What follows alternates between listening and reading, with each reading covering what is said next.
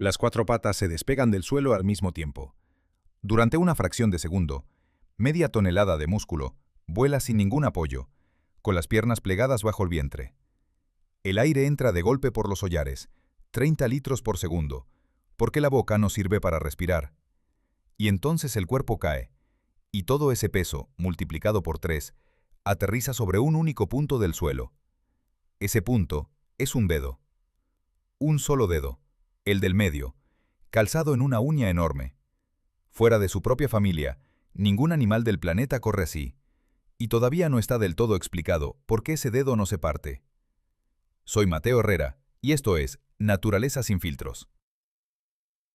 El protagonista de hoy es el caballo.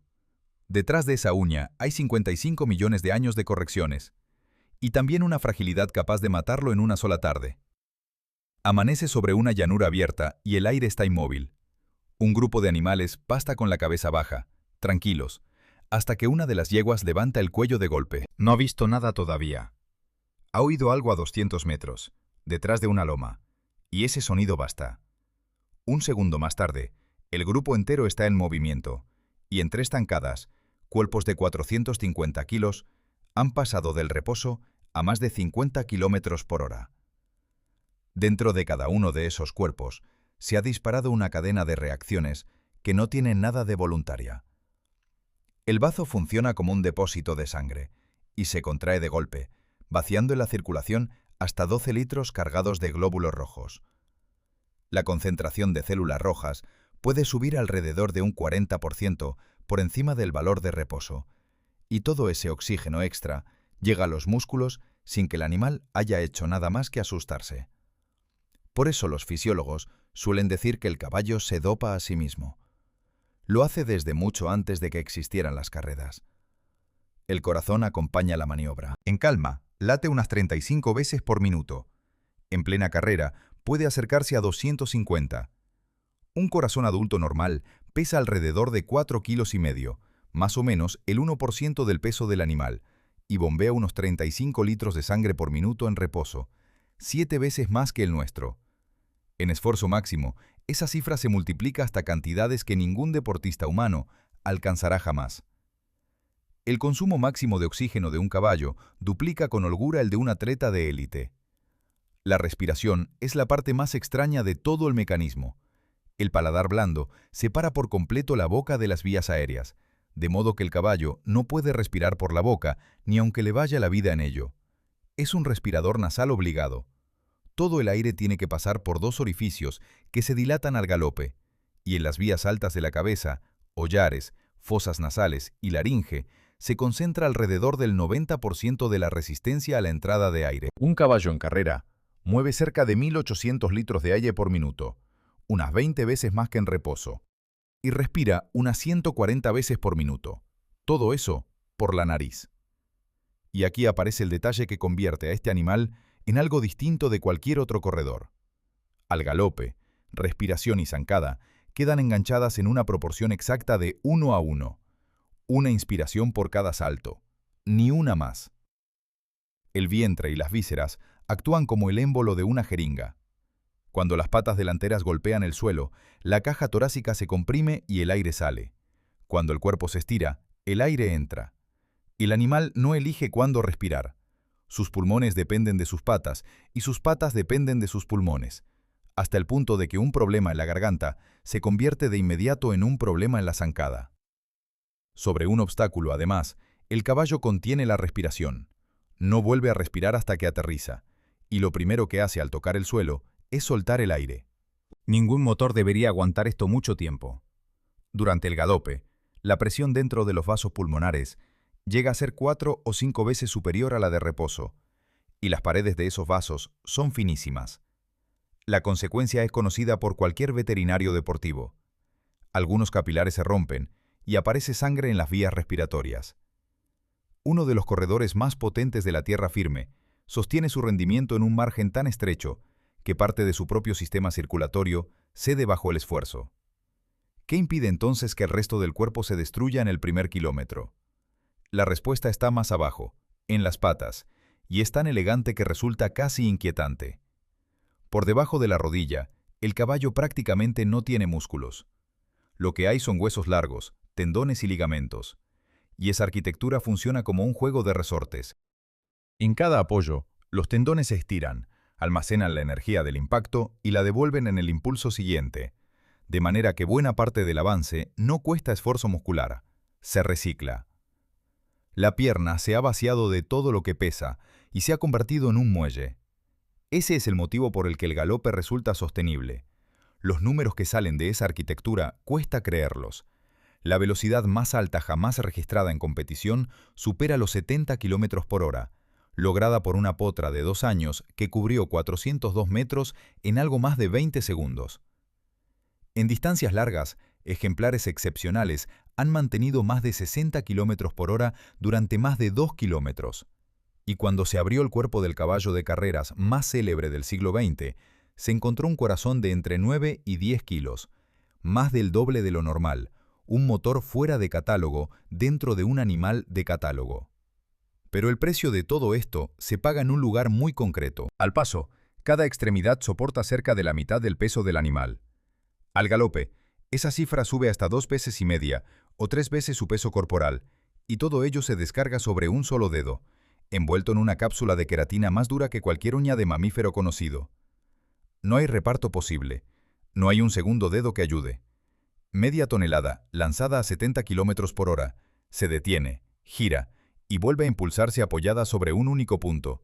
Y ese punto es el mismo que puede acabar con el animal en cuestión de horas si algo falla dentro de él. Nada de esto se diseñó para ganar carreras. Se diseñó para que un cuerpo grande, lento de arrancar y sin cuernos ni garras, pudiera desaparecer del paisaje antes de que un depredador lo alcanzara.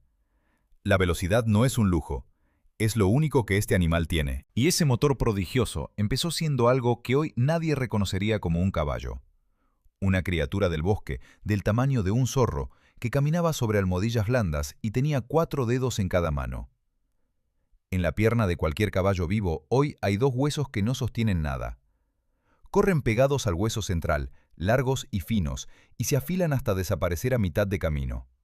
No tocan el suelo, no reparten peso, no reparten el peso de la carrera, y sin embargo siguen ahí, generación tras generación, y de vez en cuando se inflaman o se fracturan y dejan cojo a un animal de media tonelada. Son los restos de 2 dedos que el caballo perdió hace millones de años y que nunca terminó de soltar del todo. Para entender de dónde salen, hay que retroceder hasta un mundo sin praderas. Hace unos 55 millones de años, buena parte de Norteamérica estaba cubierta de bosque húmedo y cálido. Entre la maleza se movía un animal que pesaba entre 5 y 10 kilos, y apenas levantaba 30 centímetros del suelo, con el lomo arqueado como el de una liebre. Los primeros naturalistas que lo describieron lo llamaron el caballo del alba, aunque nadie que lo hubiera visto vivo habría pensado en un caballo. Caminaba sobre almohadillas blandas, igual que un perro, con pequeñas pezuñas en lugar de uñas. Tenía 4 dedos en las manos y 3 en los pies.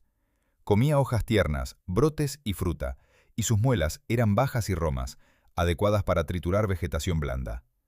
Ese animal no iba a ninguna parte deprisa, y no lo necesitaba. En un bosque cerrado, la salvación no está en la velocidad, sino en desaparecer entre los helechos. Todo cambió cuando el clima empezó a secarse y los bosques retrocedieron. En su lugar, apareció algo nuevo en la historia del planeta. Extensiones enormes de hierba, sin refugio, donde un cuerpo pequeño y lento quedaba a la vista desde muy lejos. La hierba resultó ser un alimento traicionero. Es abundante y crece sin descanso, pero contiene diminutas partículas de sílice, auténticos cristales microscópicos que actúan como papel de lija. Una dentadura corriente se consume con ella en pocos años. La respuesta evolutiva fue extrema. Dientes altísimos, hundidos en la mandíbula como cartuchos, que van emergiendo poco a poco a medida que la superficie se desgasta. Un caballo actual mastica entre 20.000 y 40.000 veces al día, y sus muelas siguen saliendo durante casi toda su vida. Cuando se acaba esa reserva, el animal deja de poder alimentarse, por sano que esté el resto del cuerpo. La vejez del caballo empieza por la boca. Al mismo tiempo, abajo, ocurría algo distinto. Los dedos laterales fueron perdiendo protagonismo. Hace unos 34 millones de años, quedaban 3 en cada pata y el animal medía ya unos 60 centímetros. Más tarde apareció una forma en la que los dedos externos apenas rozaban el suelo, y el central se había convertido en una pezuña verdadera. Y en algún momento surgió el primer caballo, apoyado exclusivamente en un dedo. El linaje al que pertenecen todos los caballos, asnos y cebras actuales, apareció hace unos 4 o 5 millones de años, ya con un solo dedo funcional y esas 2 astillas de hueso inútiles a los lados. Contado así, parece una línea recta que avanza hacia la perfección, y durante mucho tiempo se enseñó exactamente de ese modo. Es falso. La historia real es un arbusto enmarañado con decenas de ramas simultáneas y muchísimos callejones sin salida. Formas grandes y pequeñas, de 3 dedos y de 1, que convivieron durante millones de años y desaparecieron sin dejar descendencia. Los que se apoyaban en un solo dedo no eran mejores en abstracto, simplemente fueron los únicos que quedaron. Y aquí aparece un problema que ha desconcertado a los especialistas en biomecánica. Cuando se toman las cañas fosilizadas de una docena de géneros extintos, se mide el grosor real del hueso y se calcula la tensión que soportaría al correr.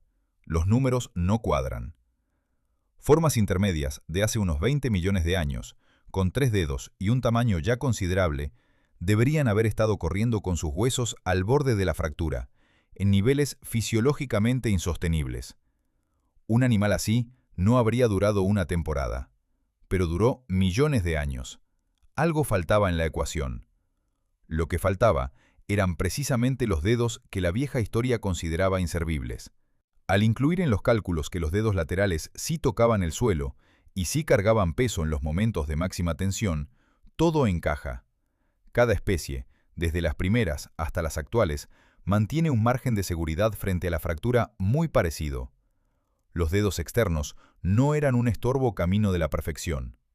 Eran andamios. Sostuvieron la construcción mientras el dedo central se engrosaba lo suficiente para trabajar solo. Y solo entonces se retiraron. Esa es la clave del asunto que atraviesa toda esta historia. El caballo no llegó a apoyarse en un dedo porque un dedo fuera resistente. Llegó primero a ser rápido, ligero y grande, y el dedo tuvo que ponerse a la altura de un cuerpo que ya corría demasiado. Cada gramo eliminado del extremo de la pata se traducía en zancadas más largas y en menos energía gastada, y la evolución fue recortando hasta dejar únicamente lo imprescindible. El resultado es una columna de hueso, tendón y queratina afinada al límite de lo que la física permite, sin ninguna pieza de repuesto. Durante decenas de millones de años, ese experimento fue un éxito absoluto en el continente donde nació. Las manadas se multiplicaron por Norteamérica y desde allí cruzaron hacia Asia y Europa. Y entonces, cuando el cuerpo estaba por fin terminado, ocurrió lo que nadie habría apostado. En su propia tierra natal, el caballo desapareció por completo. Hace 12.000 años, las llanuras del centro de Norteamérica eran uno de los lugares más poblados de grandes animales del planeta. Había mamuts, camellos, perezosos gigantes del tamaño de un coche, y por encima de todos ellos, en número, había caballos. Manadas enteras levantando polvo, cruzando ríos, ocupando el continente de norte a sur. Y luego, en un intervalo geológicamente instantáneo, el silencio. No quedó ni uno. Cuando los primeros europeos desembarcaron milenios más tarde, en el continente que había inventado al caballo no existía un solo caballo vivo.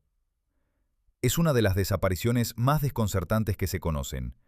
Un animal perfectamente adaptado a espacios abiertos, veloz, resistente y capaz de comer casi cualquier hierba, se extinguió en el territorio que había ocupado durante más de 50 millones de años, y lo hizo mientras sus parientes, al otro lado del mundo, seguían prosperando.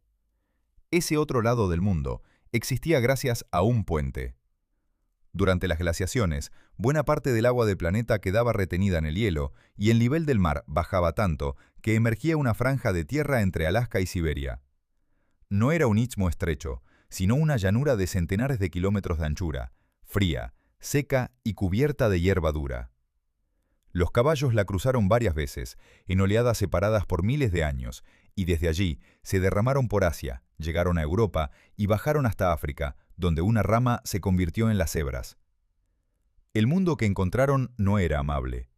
La estepa de la era glacial era una llanura barrida por el viento, con inviernos larguísimos y una nieve que endurecía la superficie hasta convertirla en una costra. Bajo esa costra estaba toda la comida disponible. Aquí el caballo mostró una de sus ventajas menos espectaculares y más decisivas. Rompe la nieve a golpes de pezuña y llega a la hierba enterrada. Los rumiantes que dependen de arrancar el pasto con la lengua no siempre pueden hacerlo. Un casco de queratina, en cambio, funciona como pico y como pala. A eso se sumaba un intestino capaz de aprovechar forraje tan pobre que a otros herbívoros no les compensaba. El caballo digiere hierba seca de baja calidad simplemente comiendo más y haciéndola pasar más rápido, mientras un rumiante necesita alimento mejor. En un invierno de estepa, esa diferencia decide quién amanece de pie. La resistencia al frío de la especie sigue asombrando. Existen poblaciones que pasan el invierno al aire libre, con temperaturas de 50 grados bajo cero, sin refugio, alimentándose de lo que consiguen desenterrar. De modo que la pregunta se afila. El mismo animal, con el mismo cuerpo y las mismas capacidades, sobrevive en el hemisferio más duro y se extingue en el más benigno. Si el frío no lo mató en Siberia, ¿qué lo mató en las praderas donde había nacido? No hay una respuesta cerrada, y conviene decirlo con honestidad, porque el debate sigue abierto entre especialistas. Una parte de la comunidad científica sostiene que el factor decisivo fue climático. Al terminar la última glaciación, la vegetación cambió a gran velocidad. La estepa de hierbas duras retrocedió, avanzaron los bosques y las turberas, y las llanuras se fragmentaron. Los grandes herbívoros quedaron encerrados en manchas de hábitat cada vez más pequeñas y aisladas. Otra parte del debate señala la llegada de los seres humanos al continente, coincidente en el tiempo con la desaparición de decenas de especies de gran tamaño. La postura mayoritaria hoy no elige entre las dos explicaciones, sino que las combina. Poblaciones ya debilitadas y fragmentadas por el cambio ambiental, sometidas además a una presión de caza nueva a la que ninguna estrategia antigua respondía. Un animal cuya defensa consiste en detectar el peligro pronto y salir corriendo, tiene pocas respuestas frente a un cazador que planifica, que trabaja en grupo y que espera. Lo que sí está documentado es la asimetría del desenlace. En Eurasia, los caballos no solo aguantaron, algunas poblaciones llegaron sorprendentemente lejos en el tiempo. En el noreste de Siberia sobrevivió un linaje propio, distinto del resto, desde finales del Pleistoceno hasta el cuarto milenio antes de nuestra era. Es decir, mientras en Egipto se levantaban las primeras ciudades, todavía pastaban en el extremo del continente caballos de una estirpe arcaica que hoy no existe en ninguna parte. Y en las cuevas de Europa quedó el testimonio más elocuente de todos. En la cueva de Chauvet, en el sur de Francia, hay caballos pintados hace más de 30.000 años, con una precisión que corta la respiración. La crin erizada, el labio superior recogido, la mirada baja. Quien los pintó había pasado muchísimas horas observando manadas reales. El caballo era ya, en aquel momento, uno de los animales más representados por nuestra especie. También era uno de los más cazados. Aparece en las paredes, y aparece, con marcas de corte, en los basureros de los mismos campamentos. Ese es el equilibrio que sostuvo al caballo durante milenios. Perseguido, dibujado, comido, admirado y siempre a la carrera. Un animal que dependía por completo de mantener la distancia. Hasta que en algún punto de la estepa esa distancia se rompió, y por primera vez en 55 millones de años, un depredador se acercó lo suficiente para tocarlo sin matarlo. Hace unos 4.000 años, en algún punto de los Urales meridionales, alguien fue enterrado con 2 caballos y con las ruedas de un carro. No eran ruedas macizas de tablones, pesadas y lentas. Eran ruedas con radios, ligeras, la primera solución técnica capaz de convertir un vehículo en un arma. Las tumbas de esa cultura conservan las huellas de los radios en el suelo con tanta nitidez que se pueden contar. Y junto a ellas, los caballos, sacrificados y colocados en posición, como si aún tirasen del carro. Ese enterramiento marca el momento en que el mundo cambió de escala. Hasta entonces, la velocidad máxima a la que podía viajar una idea, una orden o un ejército, era la de un ser humano caminando. A partir de ahí, la velocidad máxima pasó a ser la de un caballo al galope, y siguió siéndolo durante casi 4.000 años, hasta la llegada del ferrocarril. Ninguna otra alianza entre dos especies ha tenido consecuencias comparables. Pero el momento exacto en que empezó esa alianza resultó ser mucho más resbaladizo de lo que se creía. Durante décadas, la respuesta parecía estar en un yacimiento del norte del actual Kazajistán, ocupado hace unos 5.500 años. Allí aparecieron corrales, cantidades enormes de huesos de caballo y recipientes de cerámica con restos de grasa de leche de yegua. La conclusión era irresistible. Aquella gente ya vivía de los caballos, los ordeñaba y probablemente los montaba. Aquello parecía el origen. El problema llegó cuando se leyó su genoma. Los caballos de aquel asentamiento no son los antepasados de los caballos actuales. Su descendencia se fue por otra rama y hoy no queda ni rastro de ella en las cuadras del mundo.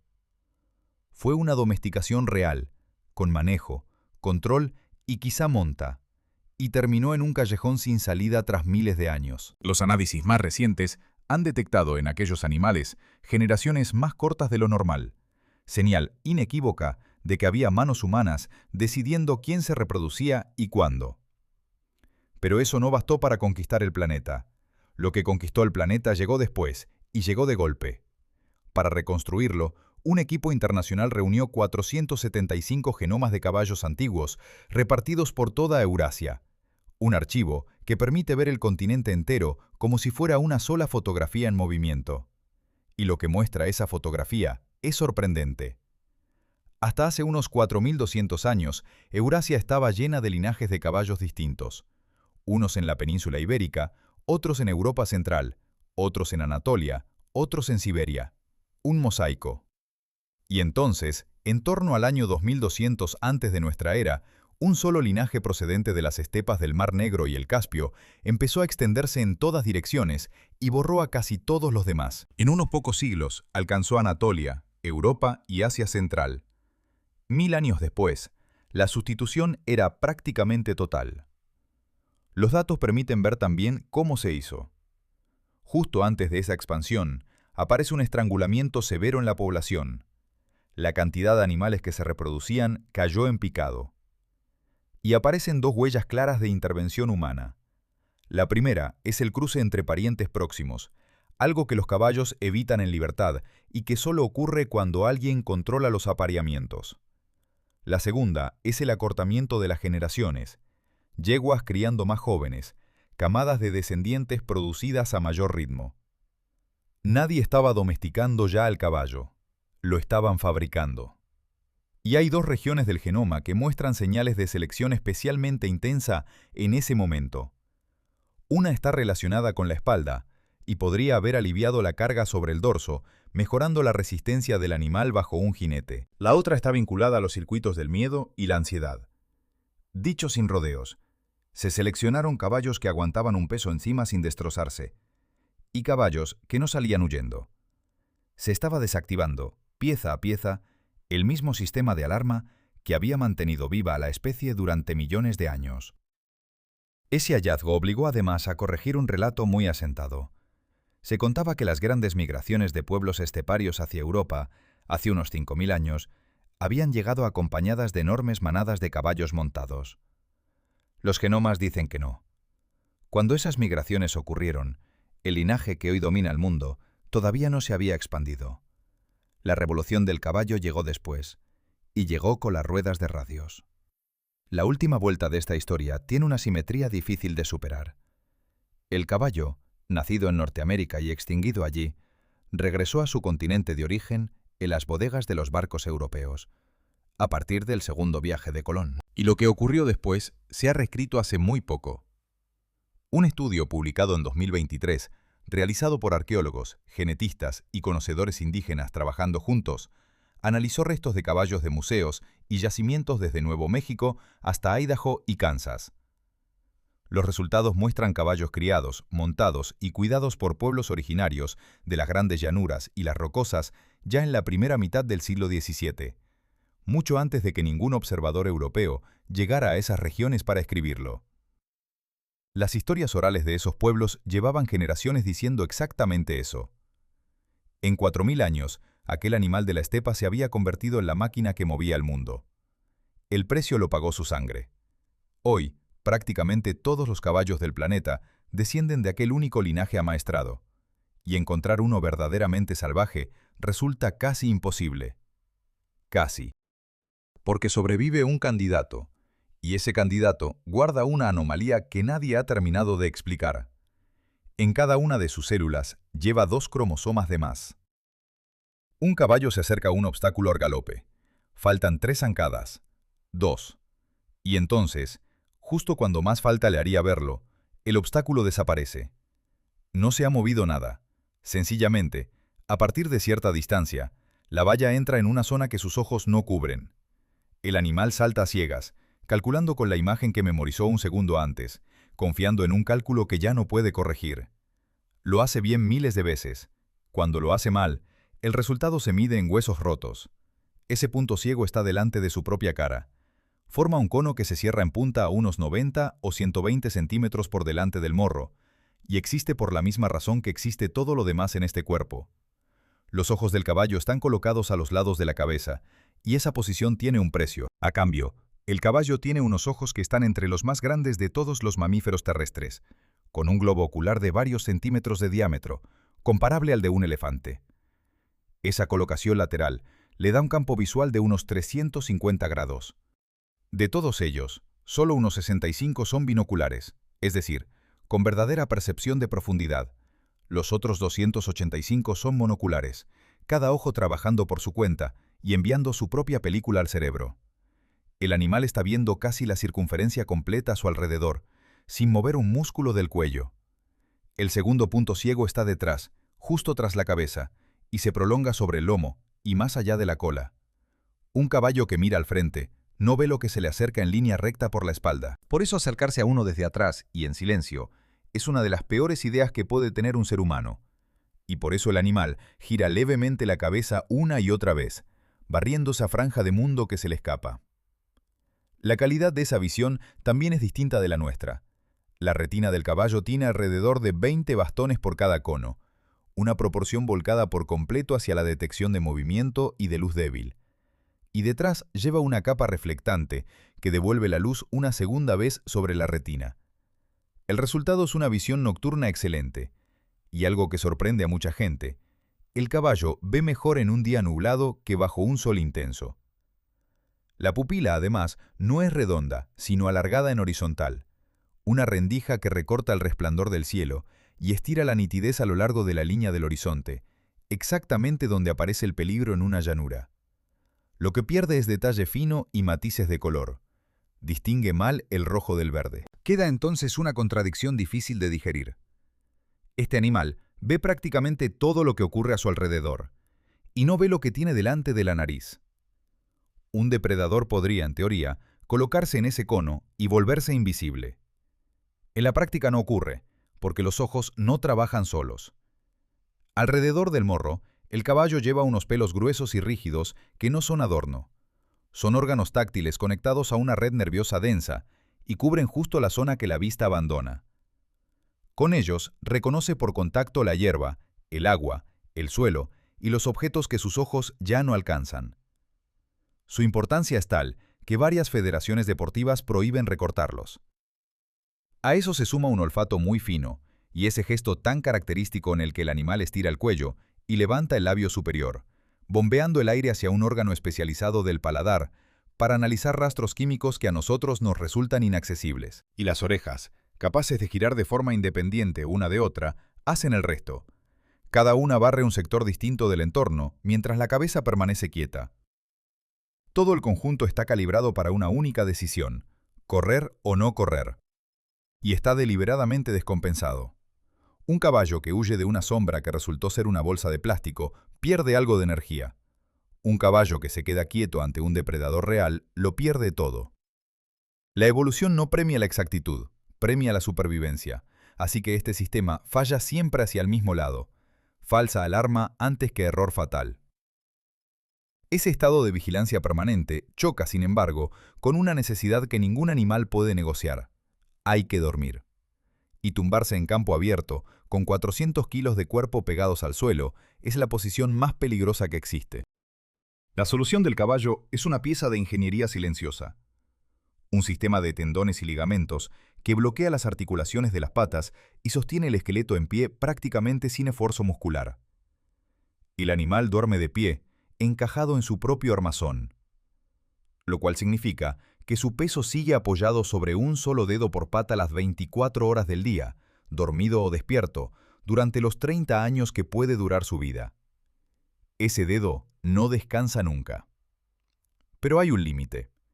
Las fases superficiales del sueño se pueden atravesar de pie, la fase profunda no. Para alcanzarla, el caballo está obligado a tumbarse, y solo dedica a ello un total aproximado de 2 a 3 horas al día, repartidas en tramos cortos. Sin esas horas, el organismo se deteriora, de modo que el animal tiene que asumir cada día unos minutos de indefensión total. Y ahí aparece la única defensa que le queda: los demás. En un grupo en libertad, rara vez se tumban todos a la vez. Mientras unos duermen de verdad, otro permanece de pie, con las orejas girando. La vigilancia se reparte por turnos. Ese es el fondo del asunto. El punto ciego delante del morro no es un defecto de fabricación. Es la factura de ver casi 360 grados a la vez, y la evolución decidió que valía la pena pagarla. Cada pieza de este animal, desde la pupila hasta el bloqueo de las rodillas, existe para lo mismo: detectar antes y ponerse en marcha antes. Y esa maquinaria completa afronta su primera prueba real cuando el animal lleva menos de 60 minutos existiendo en el mundo. Es de madrugada. La yegua lleva horas inquieta, levantándose y volviéndose a echar, y solo cuando el establo queda completamente en silencio y sin nadie mirando, se tumba de costado y empieza de verdad. A partir de ese instante todo ocurre a una velocidad que descoloca a quien lo ve por primera vez. Aparecen las dos manos por delante, una ligeramente adelantada respecto a la otra, después el morro apoyado sobre ellas, y en 12 o 18 minutos de esfuerzo intenso, el potro está fuera, empapado y humeando en el frío. Ese cronómetro no es un detalle pintoresco, es la parte más despiadada de toda la biología del caballo.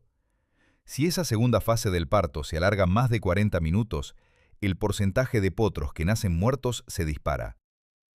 En otras especies de tamaño comparable, un parto puede prolongarse durante horas sin consecuencias. Aquí no hay margen. La naturaleza ha comprimido el nacimiento de un animal de 45 kilos en un intervalo más corto que una película. La preparación de ese momento, en cambio, es larguísima.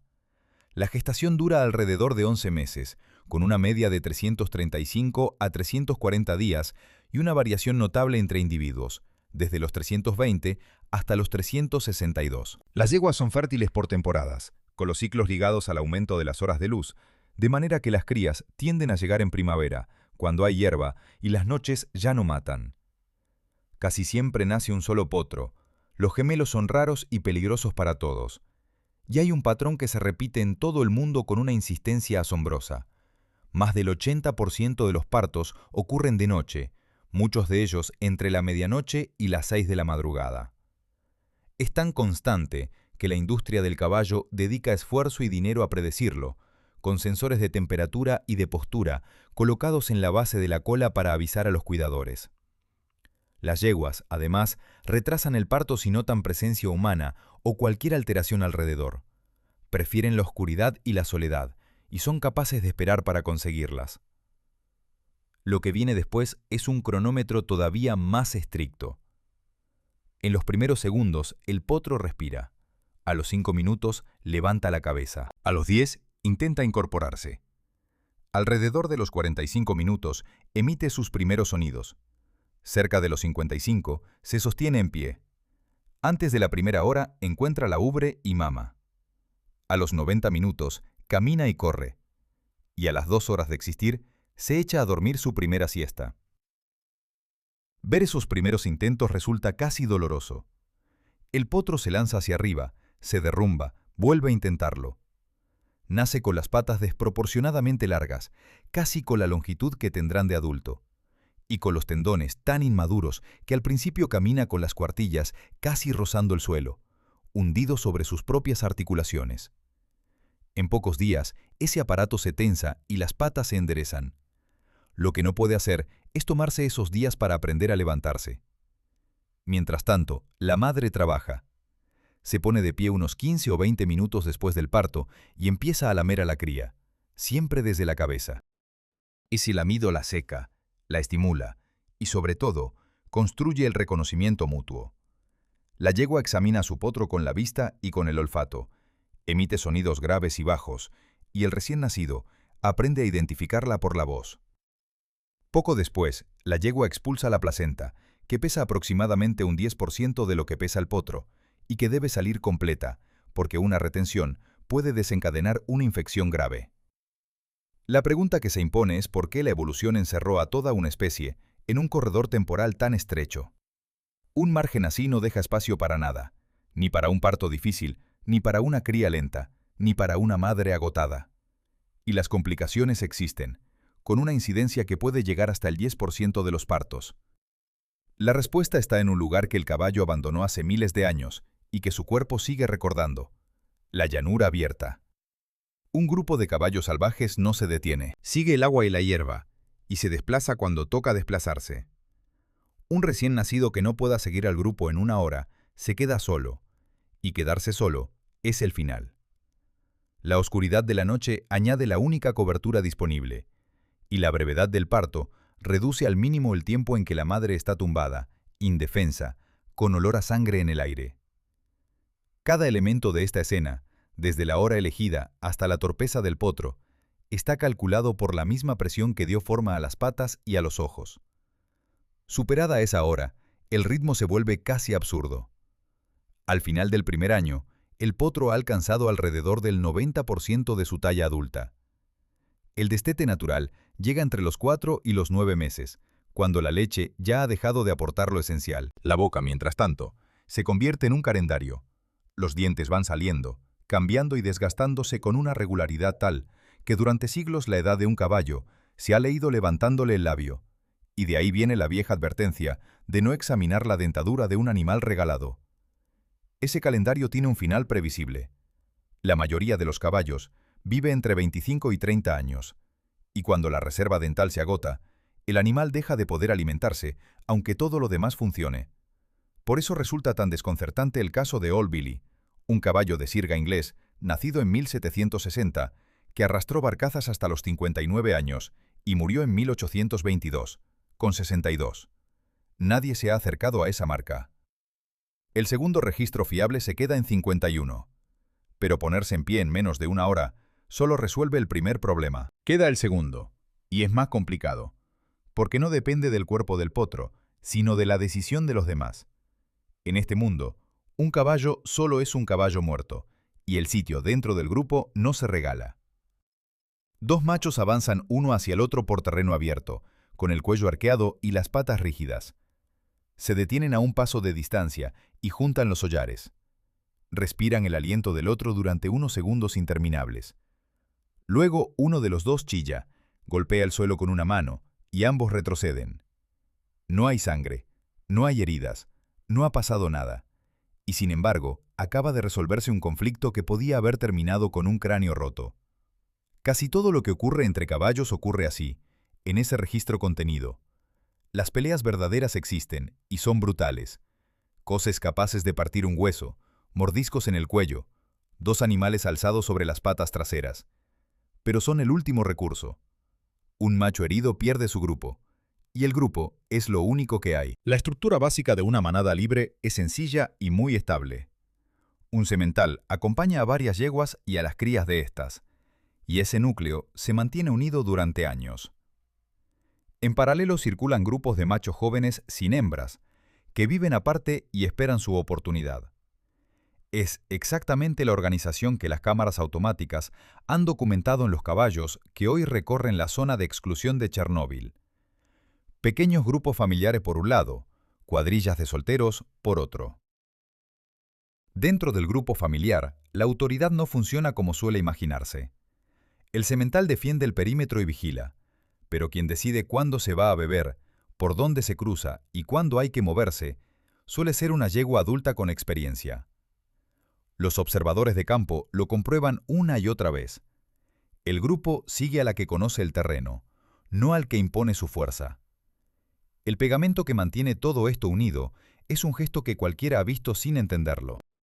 Dos caballos se colocan uno junto al otro, cabeza contra cola, y empiezan a mordisquearse suavemente la cruz y la base del cuello. No es una limpieza cualquiera. Se ha comprobado que ese contacto en esa zona concreta reduce la frecuencia cardíaca del animal que lo recibe.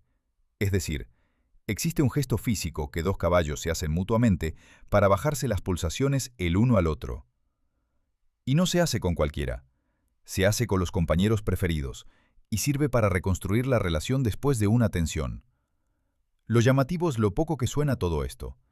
El repertorio vocal del caballo es corto, un relincho largo para localizarse a distancia, un sonido grave y vibrante que las madres dirigen a sus crías, chillidos en los enfrentamientos, resoplidos. Comparado con el de muchos mamíferos sociales, resulta escaso, y sin embargo, estamos ante uno de los animales más comunicativos que existen. La prueba llegó cuando un equipo de la Universidad de Sussex hizo algo que nadie había hecho: cartografiar por completo la musculatura facial del caballo y catalogar cada movimiento posible de sus párpados, labios, hollares y mentón, a partir de 15 horas de vídeo de 86 animales de distintas razas y edades. El resultado desmontó una idea muy asentada. El caballo produce 17 movimientos faciales diferenciados. El ser humano, con la cara más expresiva del reino animal, llega a 27. El perro se queda en 16. El chimpancé en 13. Solo el gato, gracias a sus bigotes y sus orejas, supera al caballo con 21. Un herbívoro casi silencioso tiene por tanto una cara más elocuente que la de nuestro pariente más cercano. Y no se trata de un catálogo anatómico sin uso. Son señales que otros caballos leen. En un experimento posterior, se mostró a varios animales fotografías a tamaño real de un congénere con 3 expresiones distintas: agresiva, de atención positiva y relajada. Los caballos se acercaron a las imágenes relajadas y de atención positiva y evitaron la agresiva. Estaban deduciendo la intención de otro individuo a partir de una fotografía inmóvil.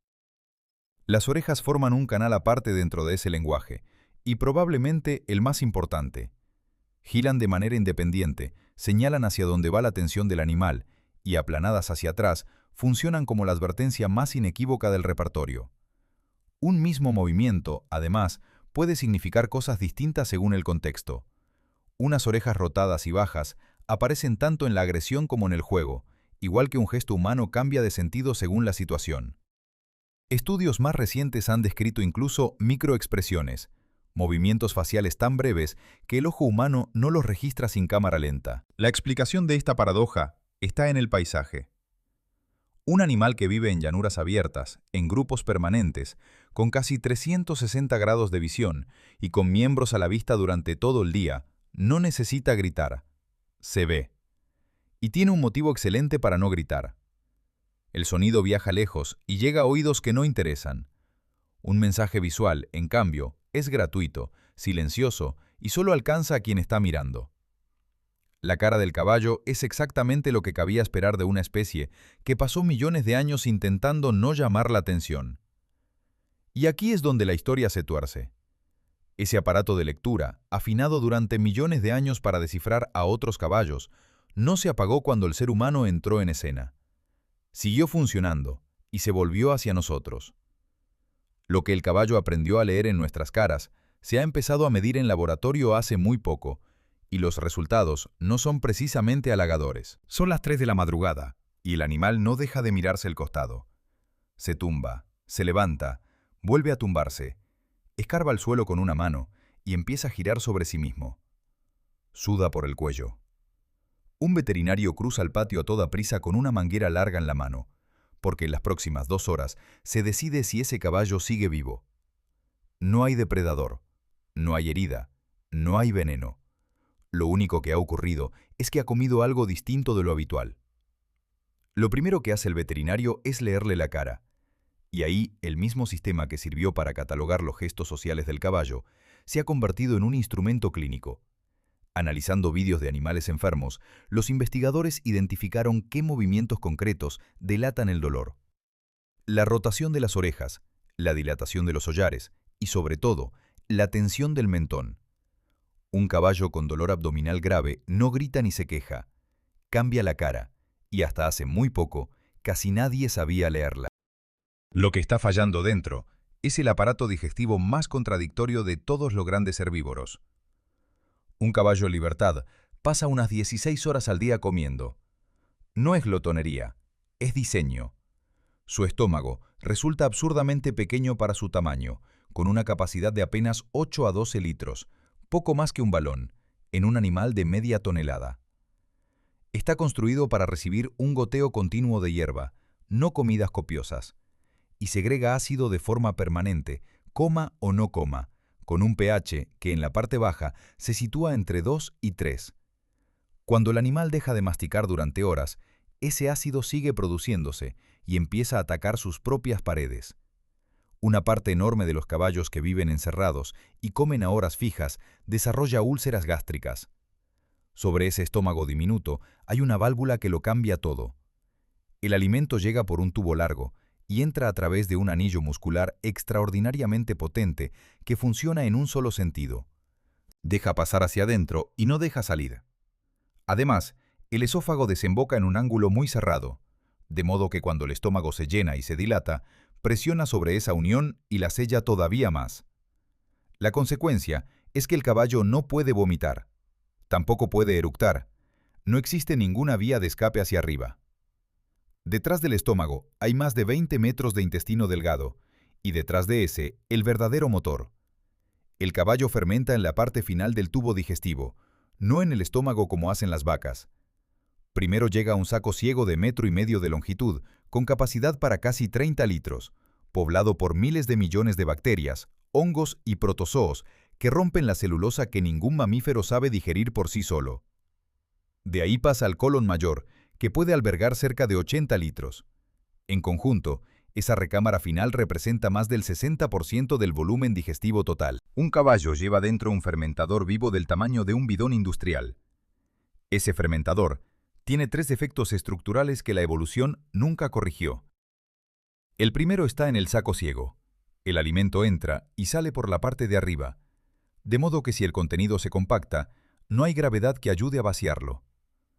El segundo está en el colon mayor, que no cabe holgadamente en el abdomen y tiene que doblarse sobre sí mismo, formando curvas cerradas donde el material se atasca, y que además está sujeto de forma tan laxa que puede desplazarse o incluso girar sobre su eje, cortando su propio riego sanguíneo. El tercero es la propia flora. Alterarla es fácil. Un exceso de cereal que no se digiere, arriba llega abajo. Las bacterias lo atacan a toda velocidad. Se dispara la producción de ácido láctico, el medio se acidifica, y buena parte de esa población microbiana muere de golpe, liberando gas y toxinas. Y aquí aparece el problema sin salida. Ese gas y esa presión no pueden ir hacia arriba, porque la válvula está cerrada. Si el estómago se distiende y nadie interviene, revienta. Por eso el gesto del veterinario con la sonda no es un procedimiento rutinario, sino una maniobra que salva vidas. Es abrir a mano la única puerta que el animal no tiene. La contradicción resulta difícil de aceptar. Este cuerpo soporta impactos de 2,5 veces su propio peso sobre un solo dedo. Corre a 70 km por hora y sobrevive a inviernos de 50 grados bajo cero. Y puede morir por un cambio brusco de comida, por una ración de cereal mal calculada o por una burbuja de gas atrapada donde no debe. La explicación está, una vez más, en la llanura. Un animal que nunca deja de moverse y que come sin parar hierba pobre, no acumula grandes cargas en el estómago ni sufre cambios bruscos de dieta. Su sistema está calibrado para un flujo constante y monótono de forraje de mala calidad, ingerido a lo largo de todo el día. La estrategia funciona a la perfección en la estepa. El fallo no está en el diseño, sino en el traslado. Ese aparato entró en establos, en pesebres con raciones concentradas, en horarios de 2 comidas al día, y ahí empezó a fallar. La imposibilidad de vomitar, que en libertad no supone ningún inconveniente, se convirtió en una sentencia dentro de una cuadra. Existe además un segundo frente y conecta directamente con el dedo. Cuando esa flora intestinal se desmorona, las toxinas liberadas viajan por la sangre y muchas veces terminan en el peor sitio posible. Dentro de la pezuña, la última falange no descansa sobre el suelo. Está suspendida en el aire, colgada de miles de láminas entrelazadas que la sujetan a la pared córnea como 2 peines encajados. Cuando esas láminas se inflaman y ceden, el hueso rota o se hunde dentro de su propia caja. Se llama laminitis, y es el motivo por el que un animal puede morir a causa de lo que ha comido a través de las patas. La obra maestra de 55 millones de años tiene su punto de rotura conectado por vía sanguínea al intestino. Esa fragilidad es la razón por la que este animal, a diferencia de casi cualquier otro, dejó de poder vivir sin nosotros, y nosotros dejamos de poder ignorarlo. Aprendimos a vigilar su cara a las 3 de la madrugada, a contar sus horas sin comer, a medir sus latidos. Y mientras nosotros lo estudiábamos con una atención que no hemos dedicado a casi ninguna otra especie, él llevaba miles de años haciendo exactamente lo mismo con nosotros. Solo que nadie se molestó en comprobar hasta dónde llegaba, y cuando por fin se comprobó, el resultado incomodó a bastante gente. Berlín, principios del siglo XX. Un patio interior lleno de curiosos, un maestro de escuela jubilado y un caballo llamado Hans frente a una pizarra. Alguien pregunta cuánto es 12 menos 5. El caballo empieza a golpear el suelo con la mano derecha. 1, 2, 3. Llega a 7 y se detiene. El público estalla. Hans suma, resta, deletrea, identifica colores, indica la hora. En 1904, una comisión de 13 expertos, entre ellos psicólogos y veterinarios, examinó el caso y no encontró ningún fraude. El maestro no engañaba a nadie. Creía sinceramente que había enseñado matemáticas a un caballo. La verdad la destapó un joven psicólogo llamado Oskar Pfungst, con un experimento sencillo y demoledor.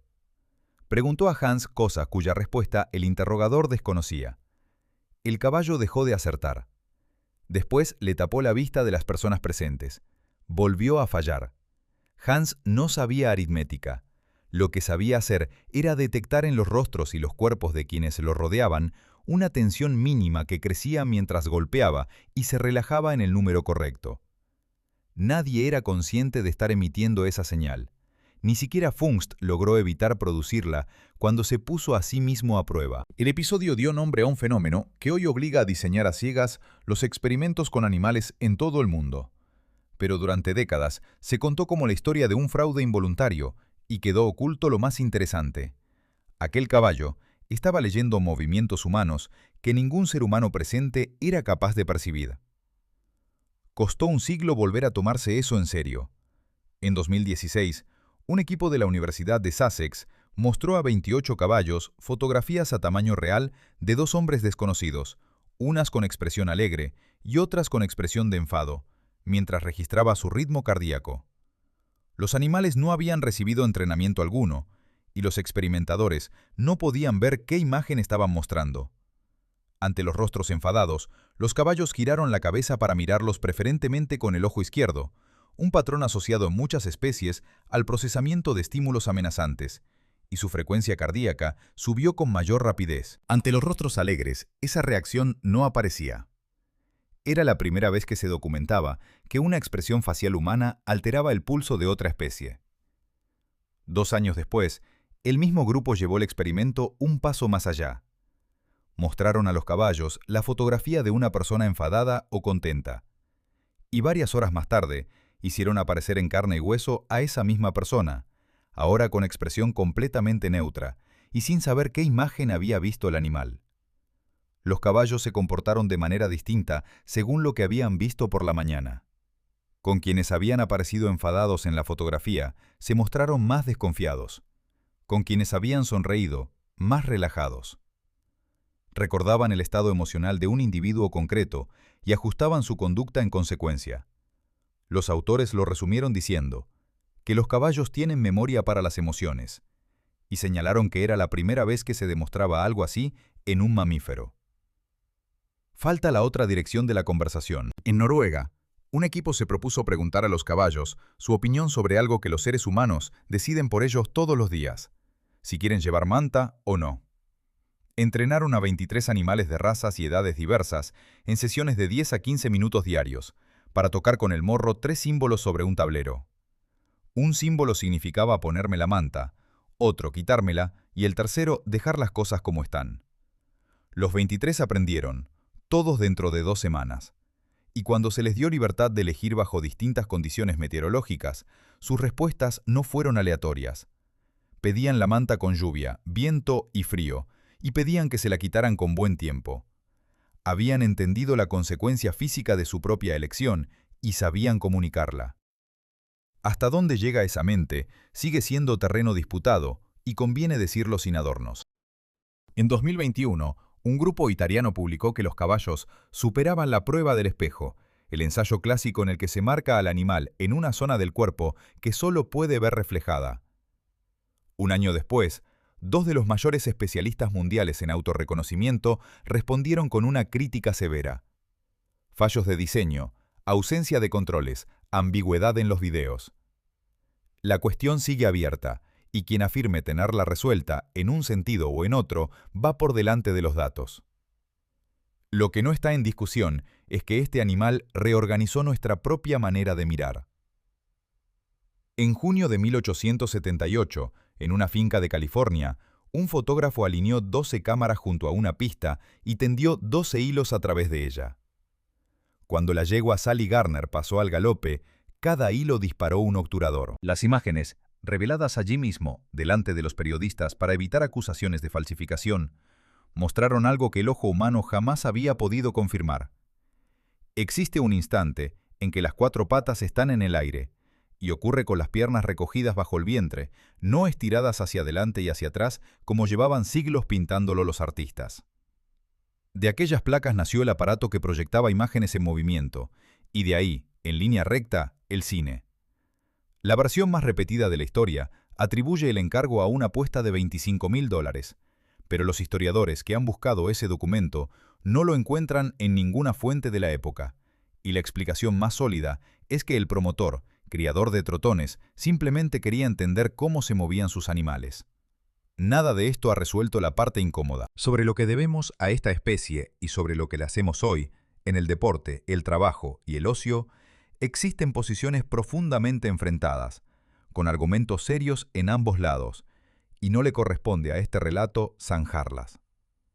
Lo que sí puede afirmarse es que el caballo lleva 4.000 años estudiándonos con más atención de la que nosotros le hemos dedicado a él. Y mientras discutimos qué sabe de nosotros, la única población que nunca aceptó ese trato estuvo a punto de desaparecer del planeta. Volvió, pero no del todo desde el campo. Volvió, en parte, desde un congelador. En una granja de Texas, en agosto de 2020, una yegua doméstica dio a luz un potro con el que no compartía un solo gen. El animal que nació aquel día llevaba en cada célula el genoma de un semental muerto en 1998, cuyas células habían permanecido congeladas desde 1980. Lo llamaron Cort. En febrero de 2023 nació su gemelo genético, Oli, del mismo lote de células. Ninguno de los dos es una copia sentimental de un animal querido. Son un intento de devolver a una especie entera algo que ya había perdido. Esa especie es el caballo de Przewalski, al que los mongoles llaman taki, palabra que significa espíritu. Es el caballo más próximo a un estado verdaderamente salvaje que queda sobre la tierra, aunque hasta eso se discute, porque un análisis genómico lo presentó como descendiente asilvestrado de los caballos manejados en aquel asentamiento de Kazajistán, y trabajos posteriores han cuestionado esa lectura, y arrastra además una anomalía que ningún manual explica del todo. 66 cromosomas frente a los 64 del caballo doméstico. 2 de más. A pesar de esa diferencia, ambos pueden cruzarse y su descendencia es fértil, algo excepcional en biología. Su historia reciente es una de las más ajustadas que se conocen. Hacia 1969 dejó de verse en libertad y la especie quedó reducida a un puñado de animales en zoológicos. Todos los taki vivos hoy descienden de 12 individuos capturados entre 1898 y 1947. 12. De ese cuello de botella salió todo lo demás. Lo que vino después parecía imposible. En junio de 1992, los primeros ejemplares regresaron a la estepa mongola. Después llegaron China, Hungría, Rusia y Kazajistán. Hoy viven alrededor de 2000, aproximadamente la mitad de ellos en Mongolia y China, y el animal pasó de estar extinguido en la naturaleza a tener manadas que paren sus crías al aire libre. Uno de esos regresos ocurrió en el lugar menos previsible del planeta. En 1998, se soltaron 31 caballos de Przewalski dentro de la zona de exclusión de Chernóbil. 10 machos y 18 hembras, procedentes de una reserva del sur de Ucrania, y 3 machos de un zoológico local. Muchos murieron. Los que aguantaron se reprodujeron, y en 5 años ya eran 65. La caza furtiva entre 2004 y 2006 los redujo a medio centenar. Después, con protección, la población volvió a crecer. En 2018, las cámaras automáticas registraron 137 animales en la parte ucraniana, y un estudio de 2023 localizó 5 grupos familiares establecidos. Las imágenes que devuelven esas cámaras son extrañas. Una especie de estepa abierta entrando en granjas abandonadas y casas vacías para resguardarse del frío y de los insectos, tumbándose dentro. Manadas atravesando bosques de pinos en una de las zonas más contaminadas del mundo. Sin poblaciones estables, con muy poca presión humana y sin tráfico, ese territorio se ha convertido en refugio de lobos, linces, alces y osos pardos que faltaban desde hacía más de un siglo. Aún así, el problema de fondo no era el espacio, sino la genética. De los 8.316 caballos de Przewalski, nacidos en programas de conservación, entre 1978 y 2023, solo el 0,7% descendía de aquel semental congelado en 1980. Su variación genética había desaparecido casi por completo. De las más de 400 muestras de la especie conservadas en el banco de células, la suya era la que más diversidad aportaba. De ahí, Kurt y Oli. En paralelo, existe la otra cara del asunto, y es un debate abierto y áspero. En Norteamérica y en Australia viven cientos de miles de caballos asilvestrados, descendientes de animales domésticos escapados. En un parque nacional alpino australiano, la estimación oficial de 2025 situó la población entre 6.476 y 16.411 ejemplares, con una cifra central superior a 10.000, y la ley obliga a reducirla a 3.000 antes de mediados de 2027. Quienes defienden el control sostienen que estos caballos erosionan turberas y arroyos y empujan a especies nativas hacia la extinción. Quienes se oponen cuestionan los métodos de recuento, rechazan el sacrificio desde helicóptero y reivindican un valor cultural e histórico. Ambas partes aportan datos y no hay una respuesta neutra disponible. Queda la pregunta con la que empezó todo esto. ¿Cómo se sostiene media tonelada sobre un solo dedo? La respuesta definitiva no está en la dureza de la uña, sino en algo que nadie esperaba encontrar ahí dentro. Por debajo de la rodilla no hay músculos, y sin músculos no hay bomba que devuelva la sangre hacia arriba. La pezuña se encuentra a 1,5 metros del corazón, sometida a fuerza centrífuga y a impactos brutales. Debería ser un callejón sin salida circulatorio, y sin embargo no lo es, porque la propia pezuña bombea. Dentro de la cápsula hay una almohadilla elástica y una red densa de venas. Cuando el pie carga peso, los huesos y los cartílagos descienden dentro de la caja, comprimen esa red y expulsan la sangre hacia arriba. Cuando el pie se levanta, el sistema se abre y vuelve a llenarse. En un experimento con una extremidad aislada conectada a un circuito de líquido y sometida a una carga equivalente a 1.000 kilos, el fluido salía disparado por las venas en el momento exacto del apoyo. Ya en 1851, un veterinario francés llamado Bouley describió el pie del caballo como un corazón adicional, que trabaja al mismo tiempo como bomba impelente y aspirante. Tenía razón. Este animal tiene, en la práctica, 5 corazones, y 4 de ellos los golpea contra el suelo. El dedo aguanta porque no es solo una columna, es la última pieza de la circulación. Y por eso mismo, cuando ese mecanismo se interrumpe, el mismo dedo que lo hizo invencible se convierte en su sentencia. La fuerza y la fragilidad no son 2 rasgos distintos del caballo. Son exactamente la misma estructura, vista desde los 2 lados.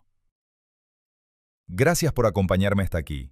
Si este viaje te ha hecho mirar de otra manera a un animal que creías conocer, deja tu me gusta y suscríbete al canal para no perderte los próximos episodios. Nos vemos en la siguiente historia.